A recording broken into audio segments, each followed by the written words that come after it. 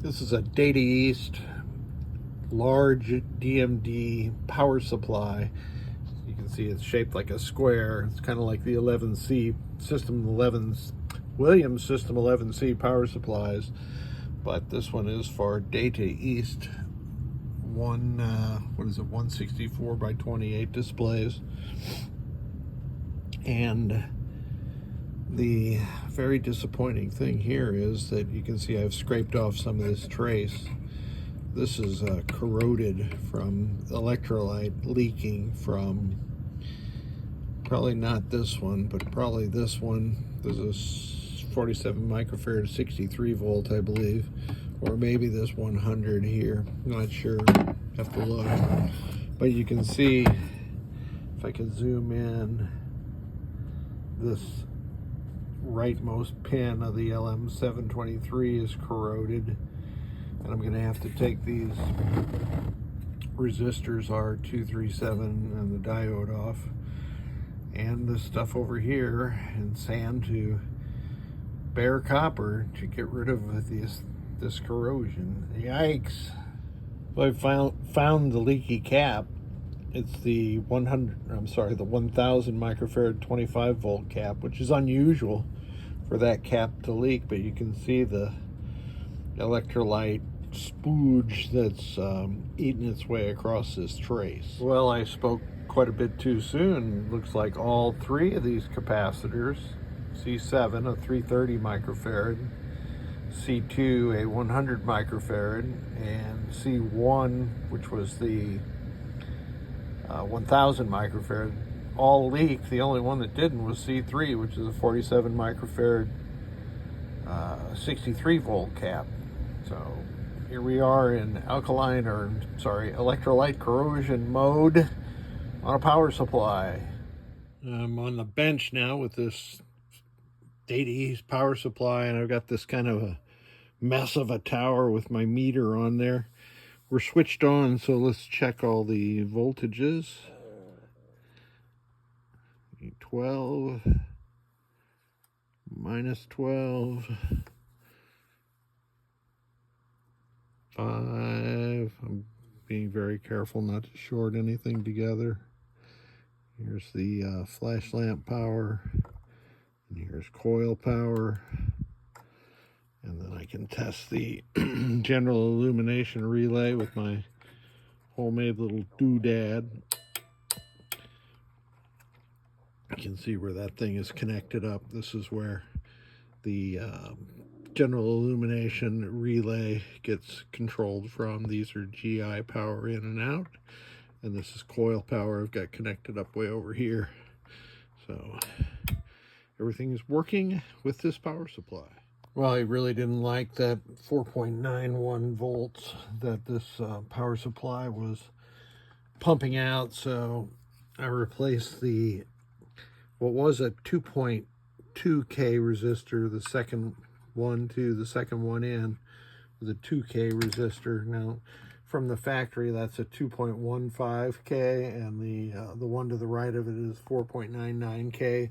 There's some variance, but those two resistors are how you tweak the output of the LM723. So I have my probes attached here, and let's power on and let's see what we got now. So we have 5.038 volts.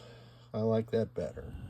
Interesting, a DMD controller for Sega or Data East large format displays, and the client had indicated that the display was glitchy. Look at this. Look how badly fractured those solder joints are. That is certainly a cause for glitchiness. A Data East Maverick MPU board, and it was sent for general checkout. He said the client indicated that the display was a little funky, and I think that still that I rolled in at the front of this would explain that. So Maverick was one of the big displays 128 by 64, I believe, and it required a special DMD controller. Now, the client said his DMD controller, and of course this is the connector that I replaced. I labeled the 5 volts and ground on the connector. There's 2 extra pins that DADE's routed up through here. Those are inconsequential. Also on this board I replaced this small cap that's in the boot section, and a 5 volt filter cap right here. The MPU, the 470 at the 5 volt filter, the header where the power comes in, and there's a 47 microfarad cap over here that is in the reset section. Of course, like every board that comes through here, NVRAM has been installed. So I cobbled together this panel because I don't get many large display ROM games, and usually what I do, I test them with Simpsons ROMs anyway. But for this one, since the display was characterized as hinky, or that's my word, I had to finally put one of these together. This display was donated to me by one of our local St. Louis pinheads, and I thank him very much. And I do have a display controller that is known working, but this is the client, so let's boot it up and see what happens. Here we go. Well, that's good. So it's doing a ball search. I missed most of it, but now we're into track mode. So let's put it into test. Let's get this configured correctly. And that beating that you see on the video is a consequence of the interaction between the display and the fluorescent lights, and it's not happening in real life. So here we go with diagnostics.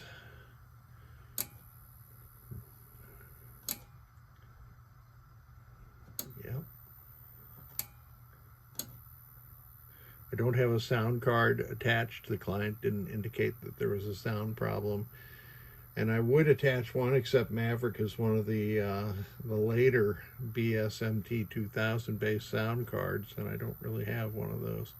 Press start button to begin display test.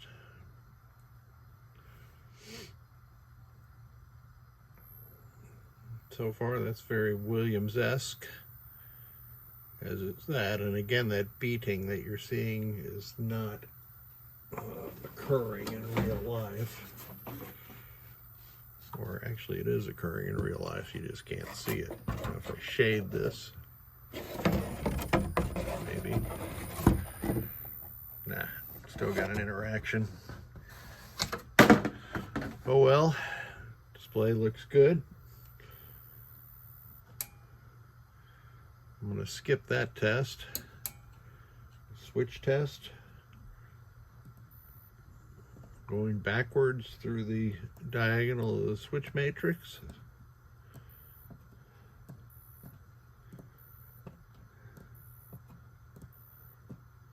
Looks good. No active switches.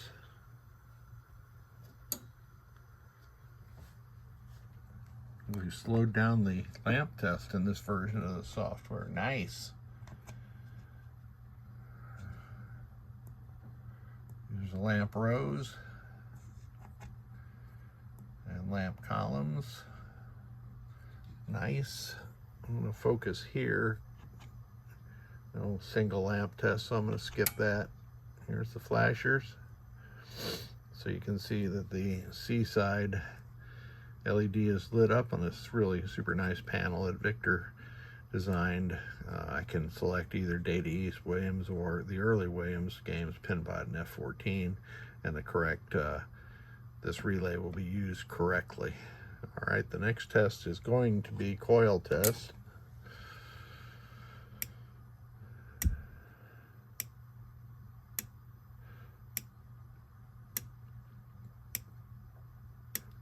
So what we're testing right now is these transistors that are at the top of the image. There's 16 of them across here. And it skips the solenoid 10 because it knows that's working because of the A side, C side solenoid tests. These are the special solenoids. And even though Maverick does not drive them from direct switches, we can see that the direct switch circuitry is working properly. And that's it.